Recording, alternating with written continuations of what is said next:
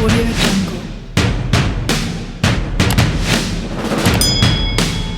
Hello everyone, this is Al Kabir, the analyst, and today I'll be talking Rodney McLeod putting in that work, coming off that ACL injury. Will he be ready week one? But this is Al Kabir, the analyst. Let's get into Rodney McLeod, man. Putting in work. He looked pretty good in that drill. He moving pretty quick. To me, ACLs are not the same when I was a kid. I always thought ACLs was almost career ending, but now it's kind of not.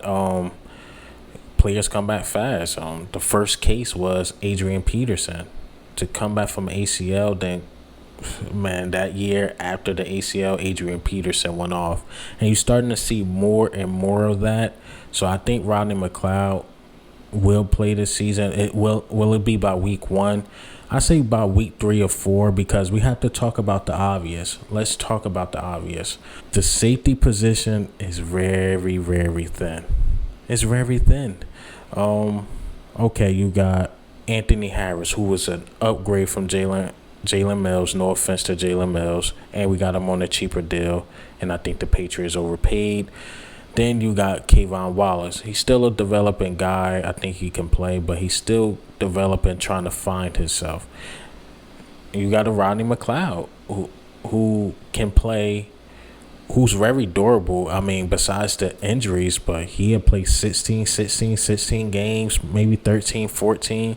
So he's always on the field, but that ACL, it just, I think it's coming with age, all that mileage on your body, but he rarely missed games when he's not hurt. I mean, just say that. Even last year, I think he played about 13 games before he got hurt. So Rodney McLeod, when he's playing, he's playing. You're not going to get him from 9 games, 8 games, or a lot of knick-knack injuries. If he does have knick-knack injuries, they're not being reported, and he's still playing at a high level. Out of all the bad things last year, what I can say is individually, Rodney McLeod was having a good season. And just unfortunately, he went down, and all I was thinking was, please, he just be ready for next season, the beginning of next season. And he's fast tracking, but week one, I don't know. Week one sound like a stretch, but we could get him after the first quarter of the season, week 3, because let's say if Anthony Harris or Kayvon Wallace get hurt, I really hope that don't happen. But then you start looking at our safety positions, you start looking pretty thin. You got a Marcus Epps. He's sure he can play a bit, but he's just not ready yet. Andrew Adams, I believe, came from Tampa Bay. He was more of a special teams guy. Elijah Rowley, not really sure if he can play or not. They actually have Jacoby Stevens listed as a linebacker, but he's a hybrid.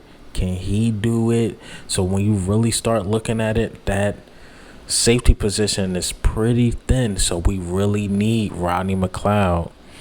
Because a lot of people like to hound on cornerback too, because you can just see it. It's like a thumb sword. Even though I think the coverage we play will be fine for whoever played cornerback too. But that safety position, we have to start eyeing in on that too. A lot of people like to go at the cornerback too and the linebackers and think we're safe at safety because maybe looking at projection of Anthony Harris and Rodney McLeod, but one of those dudes go down, it's not looking too good. So at least if a Rodney McLeod comes back and Anthony Harris probably go down or something like that, you'll get a Kayvon Wallace. It's like it's okay. But when you start looking at it now and Rodney McLeod still hurt, do we trust Marcus Epps? He hit hard and stuff, but do we trust him? I don't know, man. But what do you think and how do you feel about Rodney McLeod putting in that work, man? Will he be ready week one? But this is Al Kabir, the analyst. Ghost.